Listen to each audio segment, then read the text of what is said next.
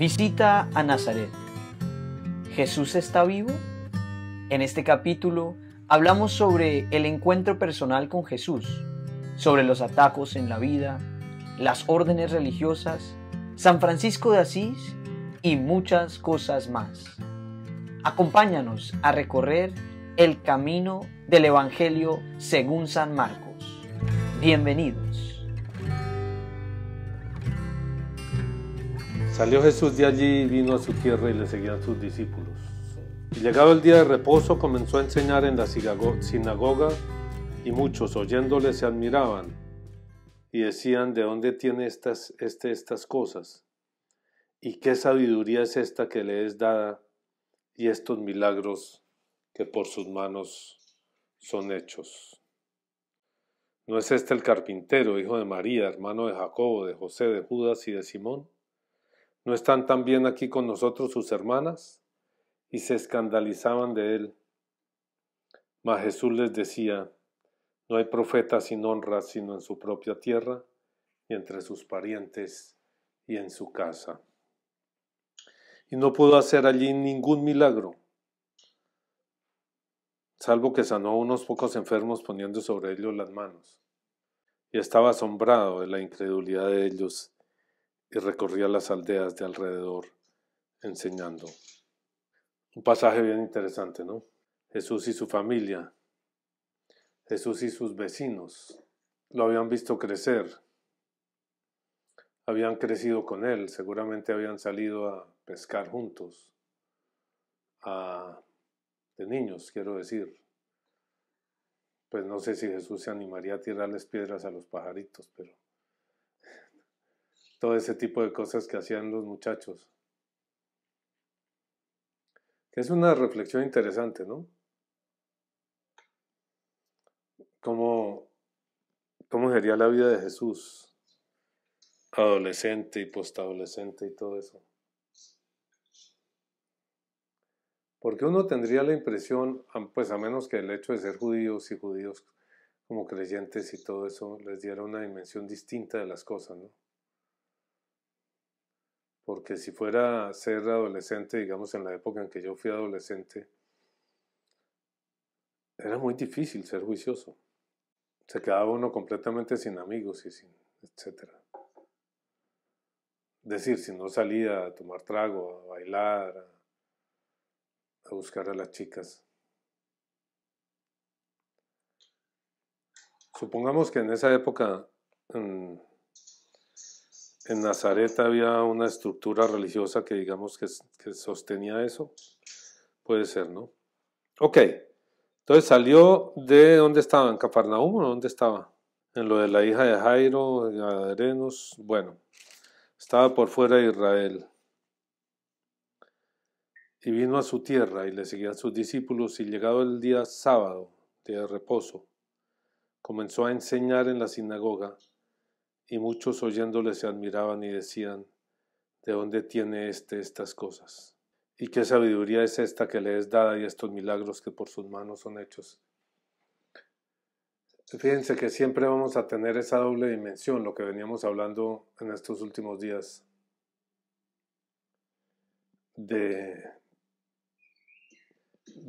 para qué los milagros, de qué son. Por una parte, son el suspender las leyes de la naturaleza momentáneamente. ¿Y para qué? ¿Para qué hace Dios milagros? Entonces, ya que ya lo habíamos visto, Palita, ¿nos explica usted para qué hace Dios milagros? Pensaría que pues está como mostrando, como llevando de la mano hacia un plan, ¿no? Más allá. O sea, no solo por el milagro en sí de curar en este momento, sino para mostrarle a esa persona que hay algo más. El Señor todo el tiempo va a estar trabajando en dos dimensiones, lo que llaman hechos y palabras. Hechos y palabras. Eso es lo que va a dar la dimensión de Jesús y eso es lo que va a dar la dimensión de sus discípulos. Hechos y palabras. Es decir, fíjense, empieza por decirnos, empezó a predicar en la sinagoga. Oiga, que llegó Jesús, el hijo de María, el hermano de este otro, y allá está enseñando. Pues miremos a ver qué está enseñando. ¿Aprendió qué o qué? ¿Dónde estuvo aprendiendo cosas? Y empieza y los deslumbra, ¿no? Los deslumbra con una sabiduría especial. ¿Qué sabiduría es esta que le es dada? Pero la manera de comprobar que lo que está hablando es verdad es a través de los milagros. Esto que digo viene de Dios. Venga, se lo demuestro. Interrumpo las leyes de la naturaleza que solo lo puede hacer Dios. Hechos y palabras, palabras y hechos. Los hechos sostienen las palabras, comprueban que las palabras son reales,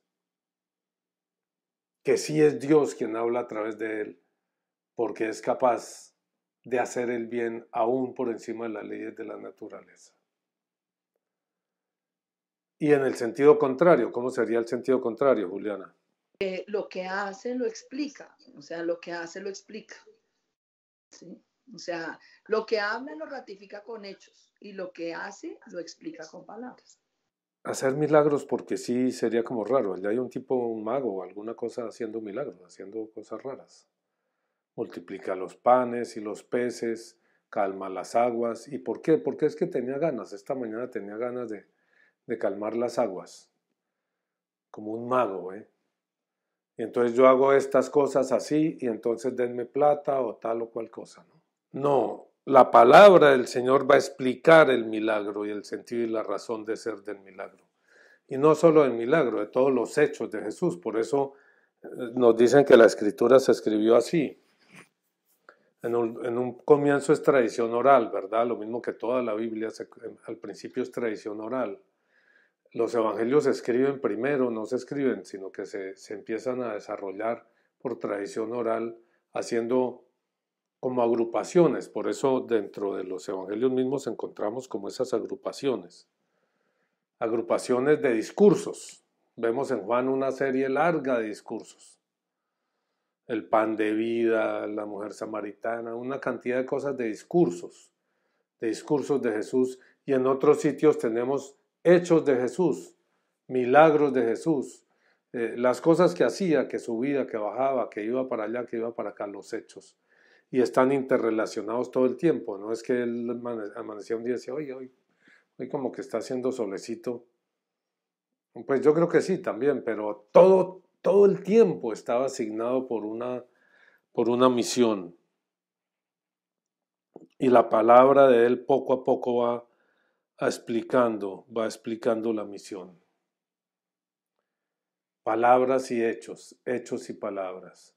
Todo lo que hace lo explica, todo lo que dice lo ratifica con los hechos. En algún momento, no sé si recuerdan que le piden una señal de que lo que está diciendo es cierto y él responde, a ustedes que son incrédulos, a los fariseos, solo les será dada una señal, la señal de Jonás. ¿Y cuál es la señal de Jonás, Sergio? Pues yo me acuerdo que se lo comió una ballena por hacerse loco y me ir a predicar, pero no sé si además le hicieron alguna marca o algo así. No, la señal de Jonás es eso precisamente. Es decir, la señal de Jonás que es un anuncio de Jesús. La historia de Jonás es un anuncio, es una historia que dice, mire, esto va a pasar. Esto va a pasar.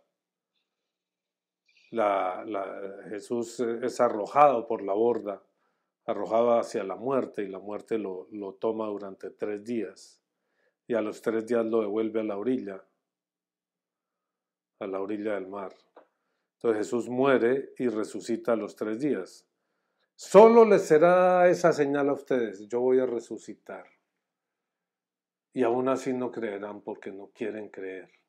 Y ese es el hecho fundamental de Jesús. Claro, todo el tiempo se equivocan las personas y se equivocan grandemente las personas que afirman que Jesús era un gran maestro y ya.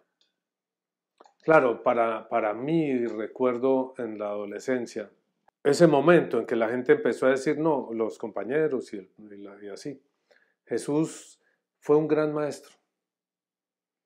Decía cosas muy valiosas, cosas muy importantes. cosas que vale la pena leer y estudiar. Y entonces para mí fue como un acercamiento a Jesús. Recuerdo haberlo sentido como un acercamiento al Jesús hombre. Jesús hombre. Él es como yo, pero tiene una sabiduría especial. Entonces en un primer momento para mí eso fue interesante. Pero es claro que él no se queda en eso. Es claro que cualquier persona que lea la Biblia no puede aceptar eso, ¿sí? Simplemente que Jesús es un profeta. Los profetas no hacen milagros y menos ese tipo de milagros. Pero sobre todo, los profetas no resucitan. Los profetas no resucitan. Pues digamos que alguno de los profetas se supone que se fue en un carro de fuego, no murió. Pero entonces no murió, no resucitó. Elías, ¿no? Elías.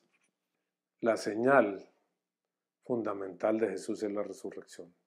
¿Y cómo es la resurrección para nosotros? Hay muchas personas que se empeñan en demostrar físicamente la resurrección.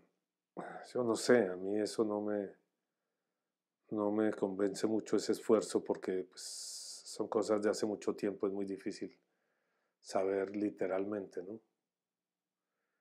Aunque los hechos de los apóstoles sobre todo nos hablan de que hubo no sé cuántas apariciones, como 50 apariciones, una cosa así, una delante de 500 personas.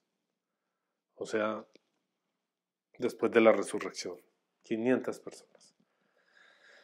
Sin embargo, pues los que cuentan eso son los amigos de Jesús, no los enemigos, ¿no?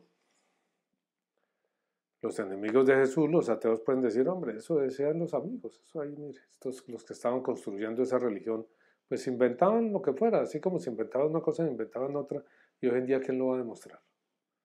¿Dónde están las pruebas? ¿Dónde están las pruebas, Sergio? Sí, materialmente es muy difícil, o sea, yo también he escuchado eso y he escuchado que en realidad esta es la iglesia de Pablo. Pablo fue el que, digamos, como que desarrolló toda esa historia y todo eso. Yo no sé, o sea, muchas cosas que se dicen alrededor de eso. Sí, dicen que esta es la iglesia de Pablo, el que se inventó la historia fue Pablo, el que cogió un mito incipiente y lo hace crecer es Pablo, y se va por el mundo entero, conocido de la época, promocionándolo, y se mete en toda clase de lío hasta que lo matan por eso. Ok, la gente puede decir lo que quiera, ¿di Juliana? Que iba a decir que hasta que uno se encuentra con él. Sí, la prueba es la vida de uno, sí, tal vez. Yo creo que la prueba grande es la vida de uno. Yo me encontré con Jesús. ¿Qué puedo hacer? Me habló. Lo que yo le decía a mi papá y él... No, mijo, no. Tenía un gesto como así, ¿no? Amable, pero no. No, mijo, no, eso no. ¿Cómo que Dios te habló? No, son unos principios muy valiosos, unas normas, y uno debe procurar cumplirlas. Pero no. Y esa fue la esencia de mi mensaje en ese momento, en esos momentos. Jesús está vivo, me habló a mí, me ha hablado a mí, no solo una, sino varias veces. Yo no sabía que era Él, yo no sabía quién me hablaba. Me tomó 3 años llegar a entender que ese que me había hablado con una intensidad indudable, que no me quedó duda de que alguien me había hablado, no sabía quién era. Y no me dijo en ese momento quién era. Yo me quedé con la duda durante 3 años. Solo después entendí que había sido Jesús. Esa era la esencia del mensaje que yo llevaba en esa primera época. Jesús está vivo. Jesús está vivo y es posible hablar con Él. Juliana. Y algo que me hace relacionar esto que estamos hablando con cómo empezamos, que digamos yo, lo que a mí me ha impactado tanto en mi vida es que Él le habla a uno con hechos y palabras. O sea, el encuentro que uno tiene con Él es en esa misma doble dimensión de la que empezamos hablando, ¿sí? Y uno dice, no, es que esto no puede ser sino él, ¿sí? Hechos y palabras, todo el tiempo. Sí, de acuerdo. Ahora, en este pasaje que sigue, ¿no es este el carpintero, hijo de María, hermano de Jacobo, de José, de Judas y de Simón? ¿No están también aquí con nosotros sus hermanas? Primero, pues, hay mucho trabajo respecto al cuento de hermano de Jacobo, José, Judas y de Simón. Y la lectura no lo tiene claro, de si María tuvo más hijos. No lo tiene claro. Claro, ahí interpretan que entre los judíos se hablaba de hermanos, los que eran primos o parientes, o etc. Sin embargo, hace una descripción muy, muy concisa de quiénes eran los hermanos de Jesús. Jacobo, José, Judas y Simón. Jacobo, José, Judas y Simón. Jacobo, José, Judas y Simón.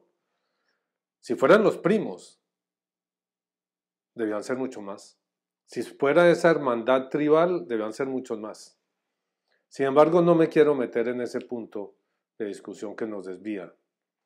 Simplemente hay personas y teólogos que plantean que no tendrían ninguna dificultad teológica el que María hubiera tenido más hijos y hubiera tenido un matrimonio en forma con José, con San José.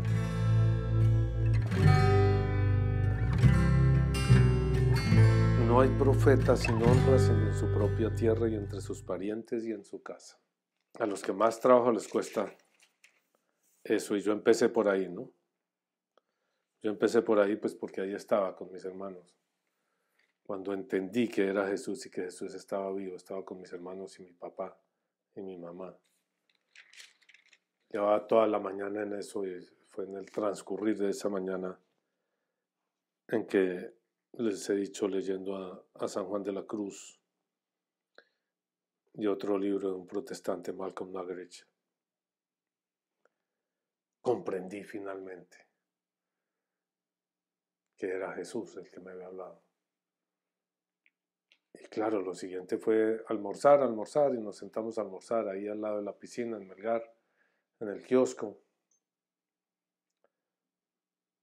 Si no estoy mal, era una mesa de ping-pong, lo que usábamos como mesa de comedor.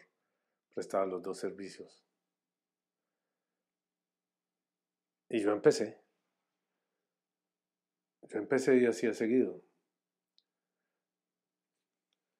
Y mi papá pues me hizo ese comentario. Y recuerdo que estaba ahí un amigo de mi hermano Carlos Gustavo. Estaba en ese paseo. Camilo González. Y claro, como con el tema se armó una pequeña discusión, pues él se aburrió con el asunto. A Camilo le interesaban otras cosas. Entonces en un momento me dijo, oiga, no, ya, eso, ya bien, ¿para qué sigue hablando de eso? Y yo un poquito belicosamente le contesté, pues hombre, aquí estamos hablando de esto, de Jesús. Si usted quiere, pues váyase a la piscina o a otro lado, pero aquí estamos hablando de esto. Un poquito agresivo, ¿no? Con un invitado. Es Jesús vivo. Es Jesús vivo. Lo que uno necesita, Sergio, no es sométase a esta ley o a esta otra. Es que aquí tenemos una ley y unas costumbres a las cuales el que nos quiera acercar a nosotros tiene que someterse a esta ley y a estas costumbres. No es eso. Encuéntrese con Jesús. Abra su corazón y Jesús va a venir a usted. Encuéntrese con Jesús. Hombre, que de golpe una serie de costumbres le pueden ayudar a ese encuentro, puede ser. Seguramente es mejor levantarse temprano que tarde. Es mejor orar mucho que poco. Es mejor sacar el pecado de la vida que mantenerlo. Para encontrarse con Jesús. Pero lo que necesitamos es encontrarnos con Jesús. Necesitamos ser juiciosos para encontrarnos con Jesús. O a otros les funcionará ser desjuiciados, yo no sé. Pero lo que importa es encontrarnos con Jesús. Vivo, resucitado. ¿Qué opinan? ¿Y qué opinan de esta parte del texto? No hay profeta sin honra, sino en su propia tierra, y entre sus parientes, y en su casa. Es cierto que con la gente que lo conoce a uno es muy difícil, muy difícil. Este Sergio se encontró con Dios y yo lo vi hace unos días allí. Y yo sé de eso en fútbol, se agarraba de puños con todo el mundo. Y eso yo quiero ganar y yo no me dejo.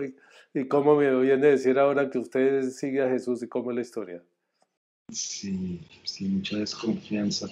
Pero mi mamá de todas maneras, pues ahí, o sea, ya viene y está entusiasmada, pero cuando vamos a las reuniones con mis tíos o con la familia, no sé, yo me siento más raro. O sea, todo el mundo me mira como así, como con el ojo así ¿Sí? como medio abierto. Sí. No, pues todas las conversaciones es que además eso pasa también, ¿no? Que todas las conversaciones de uno se van para allá. Todas. Bueno, casi que uno invariablemente, todas las conversaciones le dan a uno para llegar al punto de Jesús. Entonces cuando uno empieza como, ay, otra vez este. ¿Sabe quiénes son los únicos que en las conversaciones sociales no dejan ir la conversación hacia Jesús? Fíjese y verá. La próxima vez que haya un matrimonio o algo, siéntese al lado de un cura y verá que ese no habla de Jesús. Porque todo el mundo lo está fichando, ¿no? A ver qué va a decir. A menos que alguien le pregunte, entonces sí empieza y explica. Pero el resto prefiere hablar de Millos, de la derrota de Millos y la derrota de la selección, mejor dicho. Fue un día redondo el de ayer. Solsticio de verano. Qué mal día por todos lados. Es que no nos dejó media. Hubiera yo sabido, me habría preparado más. Yo estaba esperando un día del Padre amable, tranquilo. Y se vino con todo, oiga, con todo. Lo de Millos, terrible. Lo de la selección, terrible. Es muy difícil, sí, que su mamá diga, oiga, este tipo, este hijo que yo tuve, que estuve en mi vientre, que le di de comer, que le cambié los pañales, que toda esa vaina que lo he visto, que lo vi crecer y pelear con uno y con otro y llegar con las narices reventadas o reventándoselas al vecino y todo eso, resulta que este era un profeta escogido por Dios. Resulta que este era un profeta y yo no me di cuenta. Pero además también porque desacomoda toda la estructura familiar, ¿no? Lo que ellos no le perdonan a uno es que uno desacomoda como ese funcionamiento enfermizo que tiene la familia, de lo que hemos hablado otras veces, que, o sea, que como que todos caminamos chueco, pero todos ya nos acomodamos a caminar chueco, ¿sí? Para el mismo lado. Y entonces cuando uno decide o se sale de ahí, les desacomoda todo y eso no se lo perdonan a uno. O sea, a mí todavía no me perdonan que Yuyis haya salido de, no, yo esto no, esa no soy yo, no quiero serla. Claro que es que Yuji se salió de madre duro. Esa no fue así nomás, ¿no? Se pegó una tremenda volada. Y no, pero no se lo perdonan a uno. O sea, uno pensaba que, ay, pero es que me conocen, ellos saben que yo no les voy a... No es problema que lo conozcan a uno tanto como que usted nos desajustó nuestro acomode. ¿Y ahora qué? ¿Sí? Yo pensaría que eso mismo es lo que nos está ocurriendo a nosotros con la iglesia. Oiga, regresamos, hagamos fiesta. El Señor dice que hay más fiesta por uno que regrese y regresamos 30, ¿no? Esto, sí, fiesta nacional, por lo menos fiesta de Bogotá, regresaron 30 al tiempo. El obispo debía haberse enterado y puesto feliz y venga, yo quiero hablar con ustedes, qué bien, mire, No le doy la absolución, pero oiga, ¿cómo así? ¿Por qué? Porque usted es pecador. Pues sí, claro que soy pecador. ¿Y usted? Pues no me puse ahí a disputar con el cura, a preguntarle, a ver, padre, cuénteme sus pecados a ver si los míos son más grandes que los suyos o no. Porque yo que conozco a los curas, sé que todos los hombres pecamos por los mismos lados, ¿no? Tal vez lo que no nos perdona Julián, es que los desacomodamos. Los desacomodamos. Les desacomodamos eso, un caminar chueco. No, cada cual lo hace a su manera, fue lo que contestaron, ¿no? No, cada cual lo hace a su manera, Sergio. Esa es la que siempre me salen a mí, con la que siempre me salen a mí.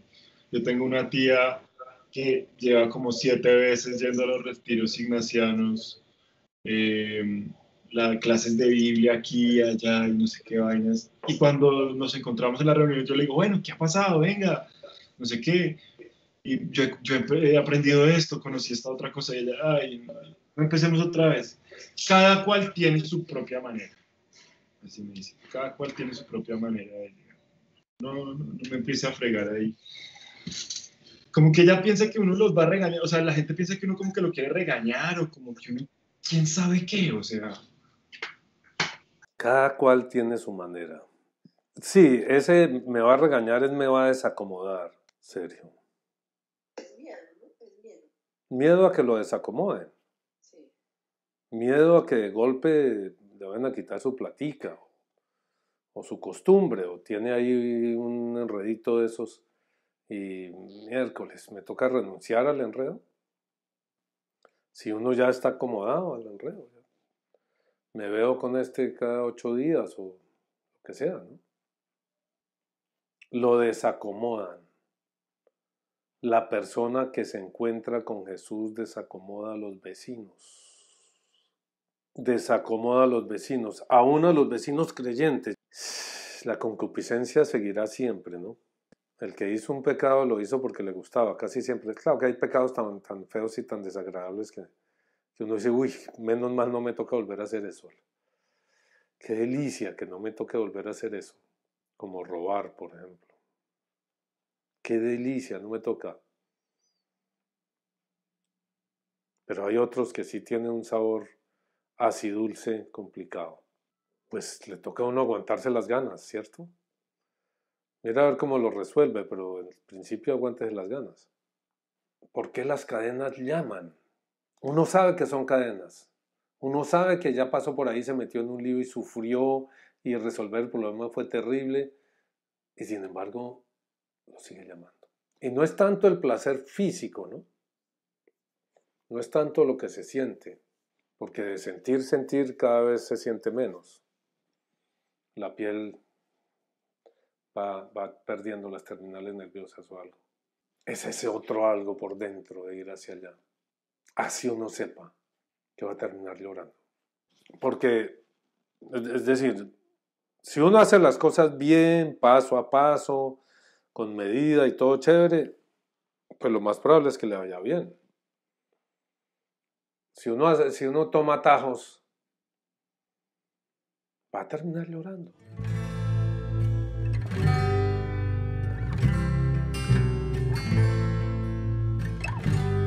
Bonito el título del libro que celebraba los, creo que eran 50 años, o 60 años, no, 50 años. 60 años fueron el año pasado, claro, con la pandemia no hicieron nada. Del Colegio San Carlos, los 50 años hicieron un libro con toda la historia y los exalumnos y la vaina y todo, ¿no? Los famosos y los menos famosos y los equipos de básquet y de fútbol y etc. Y el título decía, no hay atajos. No hay atajos. No hay atajos. Y me parece que es un tema, es un título bien interesante. No hay atajos. En el amor, si se salta la cerca, se mete en un lío. No hay atajos en el trabajo. Si se salta la cerca, se mete en un lío. No hay atajos en la política. En resolver los problemas de un país. No hay atajos, se salta la cerca y se mete en un lío. Ora et labora. Es el motu del lema de los benedictinos del colegio. Ora et labora. La manera de construir la propia vida, el mundo que le rodea, la familia, el amor. Ora et labora. Ora y trabaja. Ora y trabaja. Claro, el problema de los benedictinos es que les faltó una patica. ¿Cuál, Juliana?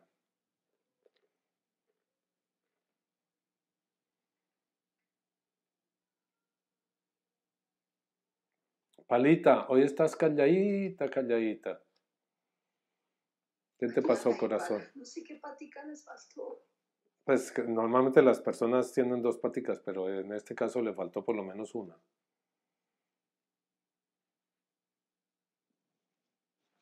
Evangeliza.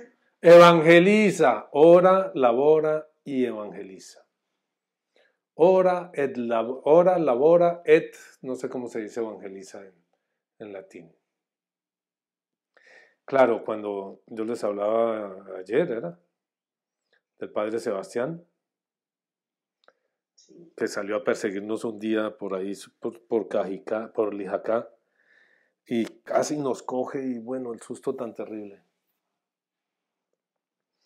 Y les decía también que me invitó un día después, 20 años, 25 años después de graduado al colegio, ya llevo 52 años. O sea, hace como 25, 26 años. La última vez que estuve en el colegio, pues fuera de los días que fuimos a misa ahora antes de la pandemia. Me invitó un día y pasamos una mañana entera conversando. Sebastián me caía bien, a pesar de que le tenía su miedete pegada con correa. Pero me caía bien, me parecía un tipo chévere, inteligente y como juvenil. Y en ese encuentro de ese sábado por la mañana, yo le pregunté, le dije, oiga, Padre Sebastián, Father Sebastian, me tocaba hablar en inglés. ¿Por qué ustedes no evangelizaban a los muchachos? ¿Por qué no hay conversiones? Es decir, hay uno que otro que se metió de cura. Pero no había conversiones en esos muchachos y pasaban por miles por las manos de ustedes. ¿Por qué? Y él se puso un poquito incómodo. ¿Por qué no evangelizaban de verdad? Pues había misa, sí, al principio todos los viernes, después al compás de la moda de la época, pues la quitaron y ya no. Pero cuando yo estaba en primaria y los primeros años de bachillerato, todos los viernes había que ir a misa allá con ellos. Y como les he dicho otras veces, a mí me encantaba ser acólito. Nos peleábamos con otros 2 acolitar. A pesar de la mirada feroz, si uno fallaba en algo del padre Lorenzo era. Nosotros decíamos que tenía 2 lanzas en lugar de ojos. Si uno daba un campanazo más de la cuenta, ¡pin! ¿Por qué, Padre Sebastián? Me dijo, hombre, porque, mire, nosotros en el fondo somos monjes. Nuestra misión está clara ahí, ora et labora. Si usted va con los dominicos, pues va a ser otra cosa, o con no sé quiénes. Los dominicos son OP, ¿no? OP quiere decir, Patricio. Orden de predicadores. Orden de predicadores, son los dominicos, los de Santo Domingo de Guzmán. Pero los benedictinos no. Entonces no predican. Pues predican en la misa, pero no evangelizan. No van al corazón de cada persona a hablarle de Jesús, a prepararlos para el encuentro con Jesús.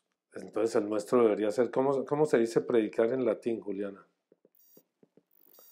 A ver cómo debería ser nuestro moto. ¿Cómo debería ser nuestro lema?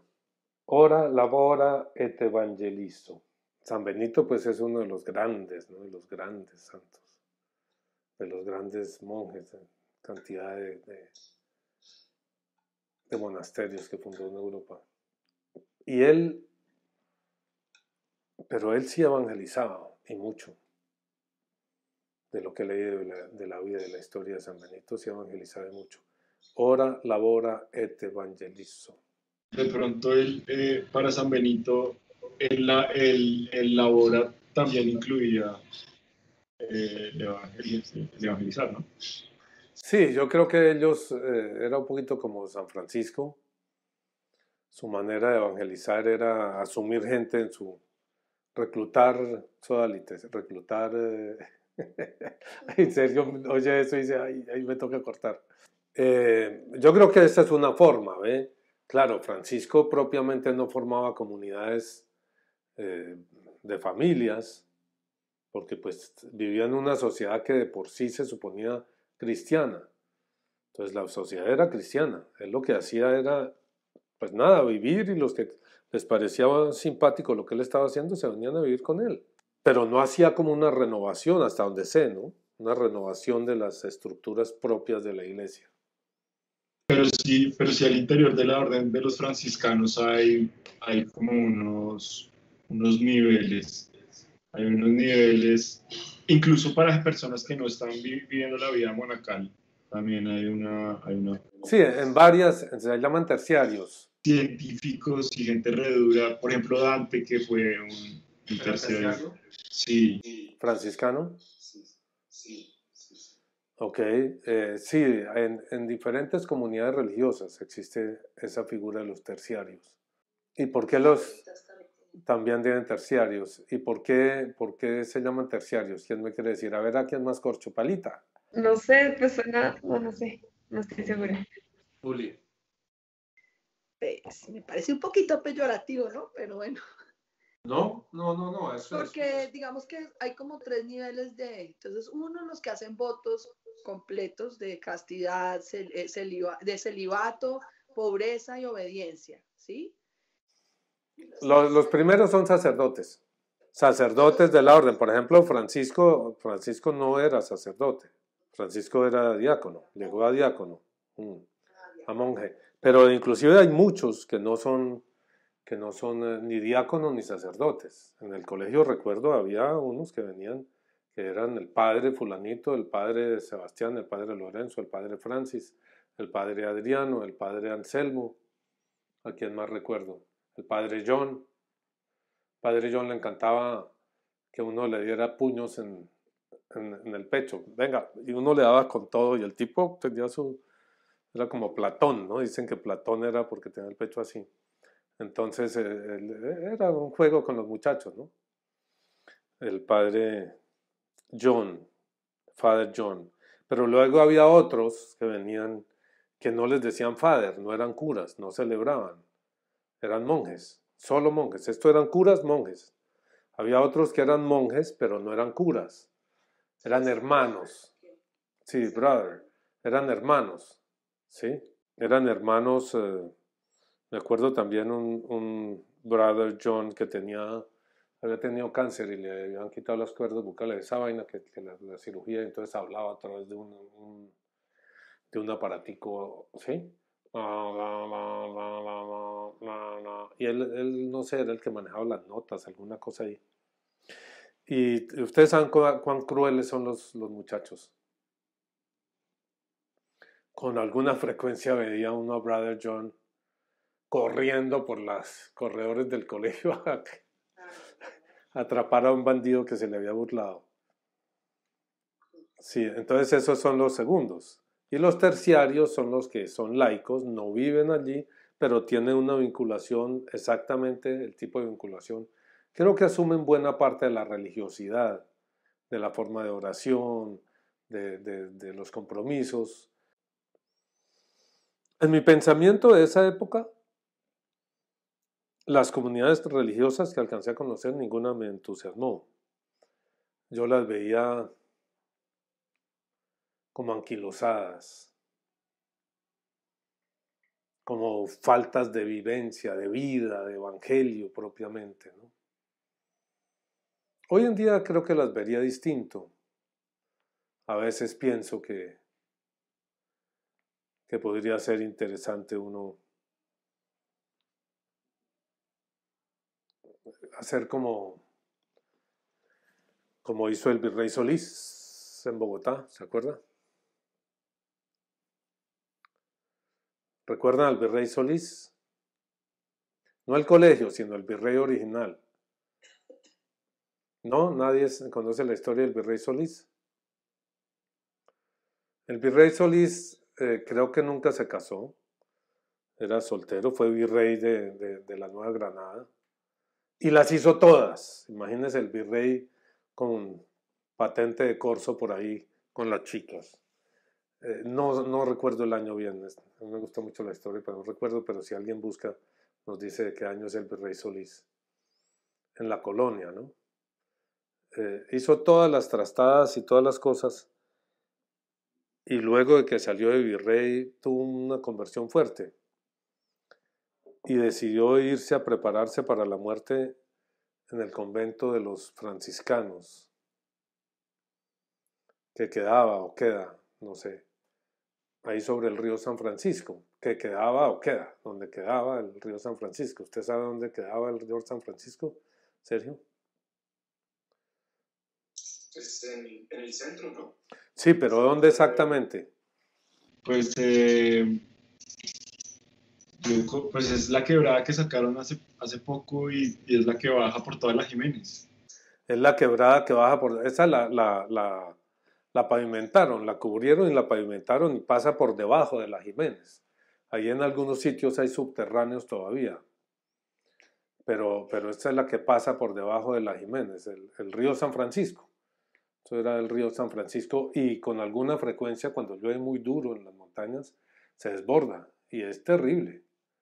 Y es terrible. Hace años no la veo lo mismo que la quebrada del Chico. Hace años no se desborda, pero es terrible.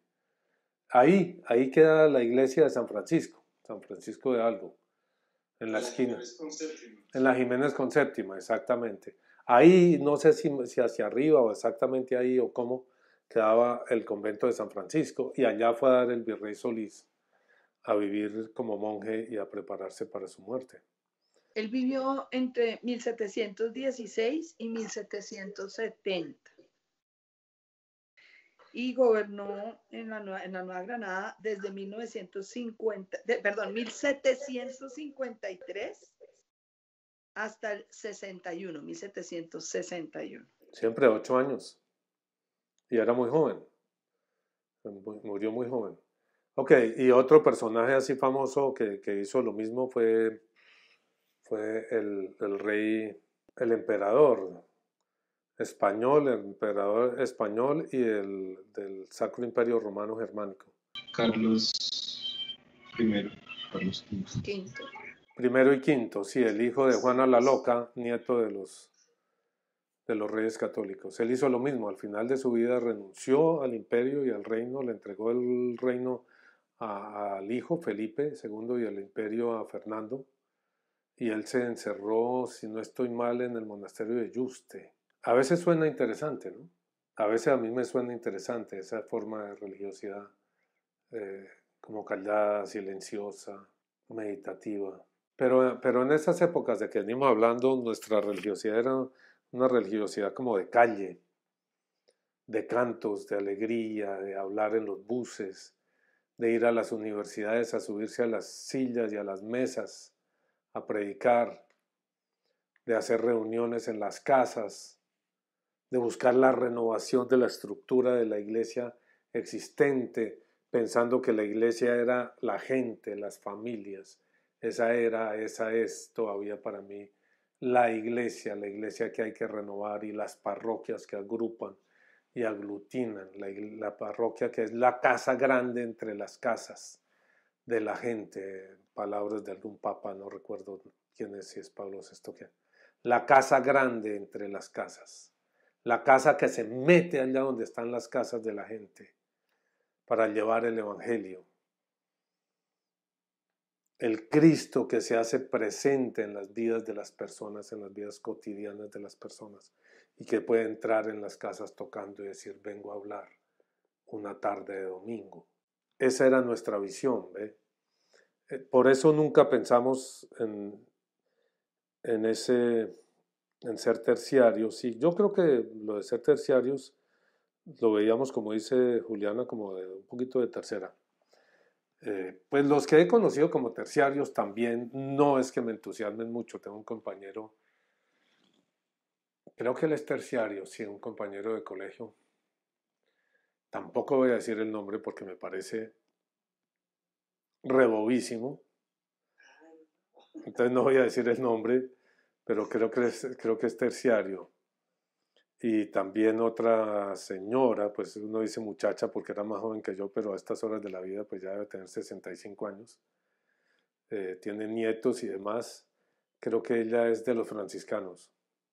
muy devota, muy entregada, muy en eso, ¿no? Pero muy en un estilo que no sé si es cuestión de estilo o qué, ¿no? Como leyendo a San Agustín, el final ahí de la Ciudad de Dios, esa forma tan clerical, como que deja a un lado toda la vitalidad religiosa de los laicos, que prácticamente solo se va, pues primero la toma, sí, la toma y la revitaliza San Francisco, pero San Francisco después de un tiempo es asumido por el clero.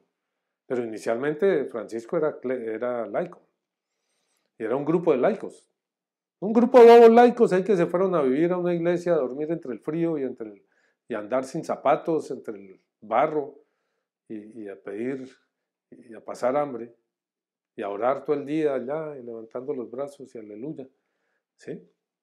Por lo menos esa es la visión que nosotros tuvimos en esa época éramos muy admiradores de San Francisco, con 23 años, 24, era como un sueño, ¿no? Andar por ahí, por las calles cantando, y lo hacíamos bajo la lluvia o como fuera. Y andábamos por ahí abrazados cantándole al Señor. Recuerdo un día en un aguacero tremendo, al estilo de Hermano Sol, Hermana Luna. Eso es de Zeffirelli, la película.